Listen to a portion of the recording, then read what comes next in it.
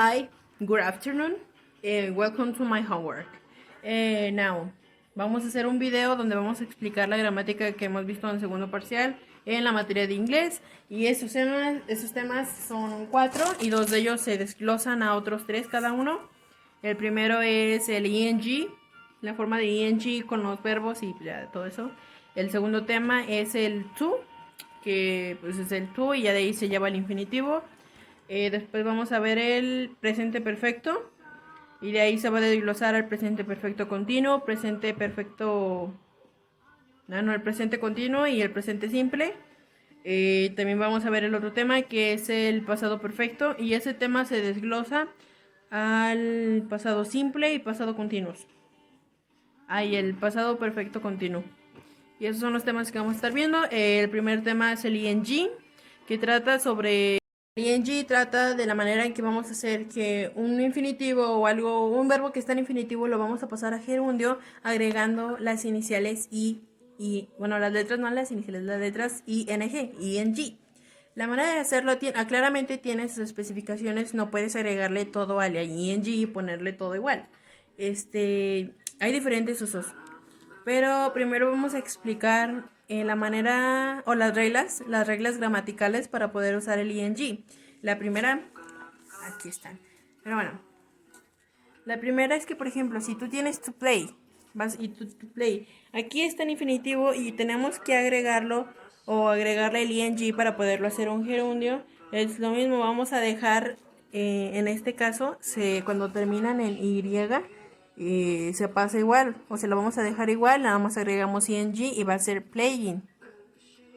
Play, que está en infinitivo, más el gerundio, que es ing, lo hacemos totalmente un verbo en gerundio y pasa a playing. Una de las restricciones, por ejemplo, es esta, que si tú tienes tu sit, que es de sentarse, si tú lo tienes y termina en una T o termina en un consonante precavido, percibido, lo que vamos a hacer es duplicar la última letra. Si tú tienes it, se le va a agregar, por ejemplo, este terminante, se le va a agregar otra T, se duplica la última letra y ya igual, se agrega el ing y termina como sitting. Now, otra de las restricciones es, por ejemplo, que cuando termina en una E muda, la E muda se cancela totalmente y se agrega el ing. Uno de los ejemplos es el write. Tenemos el to write y aquí está to write, el write, pero se quita la E muda porque no nos sirve y se le agrega el ing y nuestro gerundio termina como greeting. Otra de las reglas gramaticales es que cuando tu verbo tiene o termina en IE, vamos a cancelar ese IE y lo vamos a convertir en una Y. Entonces, si tú tienes lie, va a ser lie plus, porque tienes el IE, lo vamos a convertir en IE, en Y, y le vamos a agregar el ing. Entonces va a terminar como lying. El IE lo convertimos a Y y más el IN en la ING sería lying. Uno de los principales usos es, bueno, no de los principales, pero uno de los usos más comunes es que lo usamos como un sujeto. Es como, por ejemplo, bueno, un sujeto como, por ejemplo, decir reading a book in a hospital. Ahí ya está, es como sujeto. Otra es de las prohibiciones. En las prohibiciones, por ejemplo, un ejemplo es como, por ejemplo, you can't. Ahí ya te estoy diciendo que no puedes, pero bueno, es you can't smoking here. Tú no puedes fumar aquí. You can't smoking here.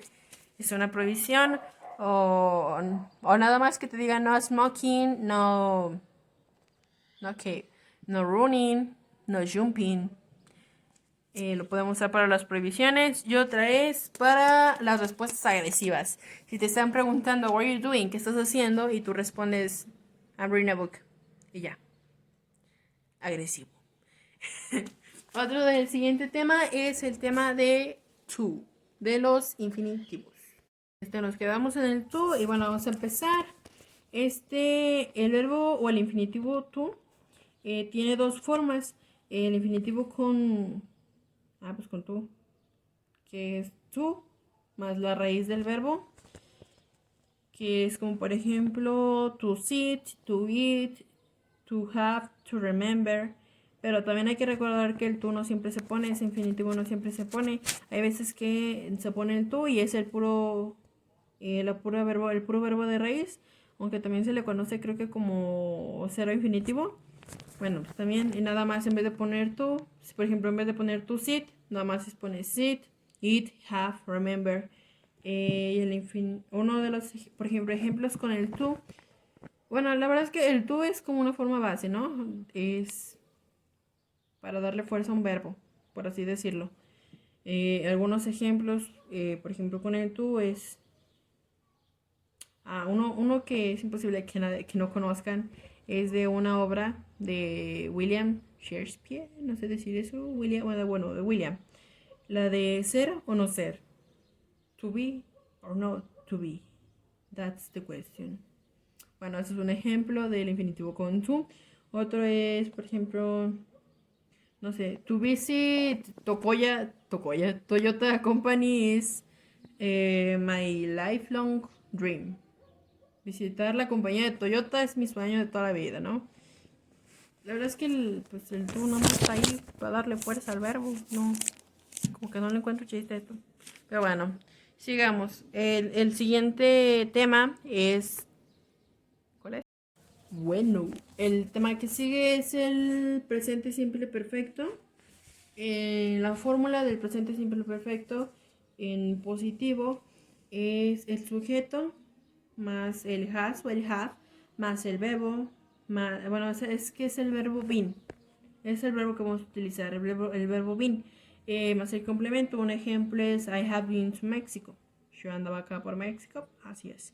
Este negativo es igual, es el sujeto, es el has o es el have, es el más el not, de que es negativo, y más el verbo been, más el complemento. El mismo ejemplo, pero negativo es I haven't o I have not been to Mexico.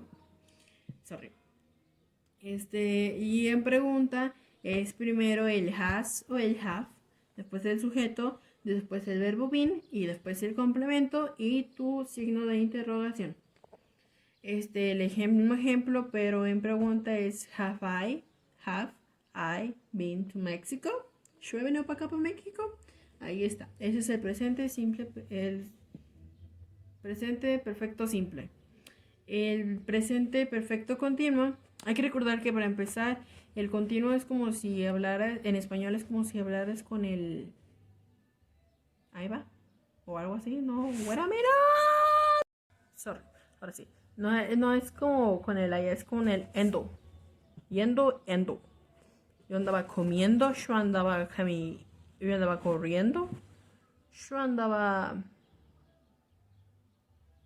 ¿Qué andabas haciendo? No sé, pero andabas comiendo, andabas yendo para acá.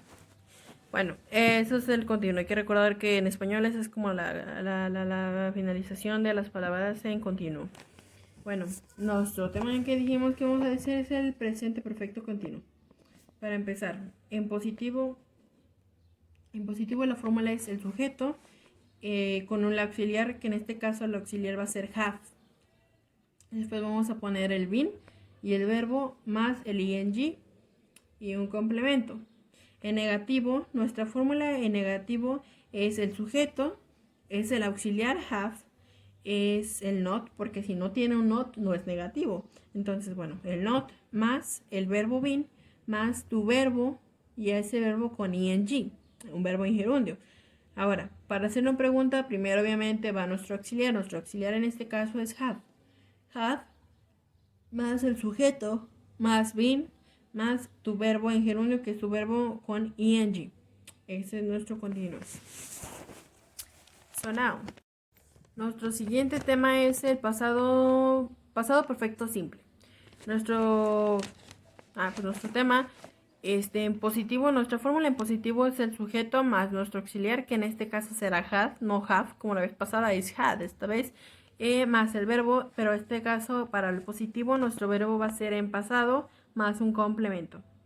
Recuerden que en el pasado perfecto simple, cuando hablamos en positivo, el verbo que vamos a utilizar estará en pasado. Ahora, para escribirlo en negativo, va a ser nuestro sujeto primero, nuestro auxiliar had, y después nuestro not, porque si no tiene not, no es negativo. Entonces es sujeto, auxiliar had, más el not, más nuestro verbo. En este caso, nuestro verbo será en pasado participio, más el complemento. Entonces, recuerden, en negativo, nuestro verbo debe estar en pasado participio y nuestro complemento. Para la pregunta, primero nuestro auxiliar, que en este caso es had, y después será nuestro verbo. Para pregunta va a ser nuestro auxiliar primero, después nuestro sujeto y como tercer elemento nuestro verbo en pasado participio también y el complemento. Esa es la estructura o la forma de poner bien el pasado perfecto simple. El pasado perfecto continuo es el sujeto en positivo. En positivo es el sujeto, el auxiliar had otra vez, más el been, más nuestro verbo ing y nuestro complemento. En este caso, cuando hablamos en pasado perfecto continuo, no nos da una especificación de en qué tiempos verbales quiere los verbos. En negativo va a ser el sujeto, nuestro auxiliar had y nuestro not, porque si no tiene not, no es negativo. Si en negativo quieres hablar es sujeto, auxiliar had, el not, el been, el verbo con ing y nuestro complemento. Y para las preguntas, primero va nuestro auxiliar, después el sujeto, después el been, después el verbo en ing y nuestro complemento.